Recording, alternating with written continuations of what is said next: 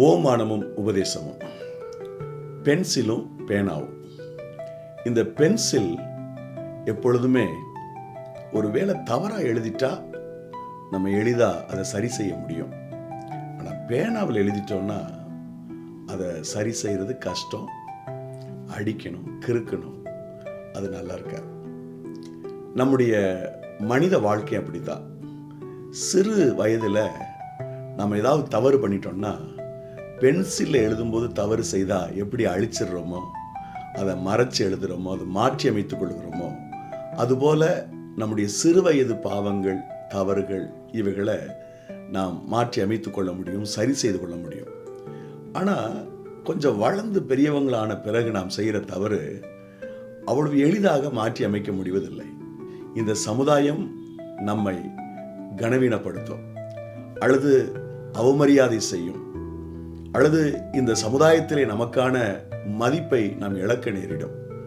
சிறு வயதில் நாம் செய்யக்கூடிய தப்பிதங்களை இந்த சமூகத்தில் இருக்கிற பெரியவர்கள் அதை பெரிதாக எண்ணிக்கொள்வதில்லை. இது சிறுபிள்ளைத்தனமாக ஏதோ பேசுகிறான் அப்படின்னு சொல்லிட்டு போயிடுவாங்க. ஆனால் பெரியவர்களாக நாம் மாறும்போது அதற்கு இணையாக ஒரு தவறை நாம் செய்கிற அந்த சூழலை மக்கள் பார்க்கும்போது நம்மை எள்ளி நகையாடுவார்கள், நம்மை பரிகசிப்பார்கள். நாம் ஏற்கனவே சொன்னது போல அவமதிப்புக்கு உள்ளாக்கப்படுவோம். அதனால் நாள் ஆக ஆக ஆக நம்முடைய செயல்பாடுகளை, நம்முடைய முயற்சிகளை, நம்முடைய ஒவ்வொரு பணிகளை மிக கவனமாக செய்ய வேண்டும்.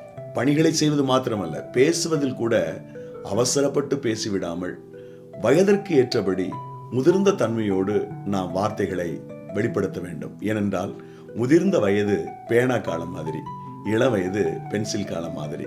பென்சில் காலத்தில் நீங்கள் தவறு செஞ்சிட்டிங்கன்னா அதை திருத்த முடியும், பேனா காலத்தில் தவறு செஞ்சிட்டிங்கன்னா அதை திருத்த முடியாது. வேதாகமத்தில் ஒரு வசனம் இப்படி சொல்கிறது. அப்போஸ்தலர் 17:30, அறியாமையுள்ள காலங்களை தேவன் காணாதோர் போல் இருந்தார், இப்பொழுதோ மனம் திரும்ப வேண்டும் என்று எங்குமுள்ள மனுஷர் எல்லாருக்கும் கட்டளையிடுகிறார். நாம் அறியாமல் செய்த தவறுகள் பென்சிலில் நாம் எழுதினது மாதிரி நாம் வளர்ச்சி அடைந்த பிறகு நாம் முழுமையாக தவறு செய்யாதபடி ஒரு நல்ல மனமாற்றத்தோடு ஒரு செவையான வாழ்க்கை வாழணும் அப்படின்றதான் தெய்வத்தினுடைய விருப்பம். மற்றொரு ஓமான உபதேச நிகழ்ச்சியின் மூலம் மீண்டும் உங்களை சந்திக்கிறேன். May God bless you.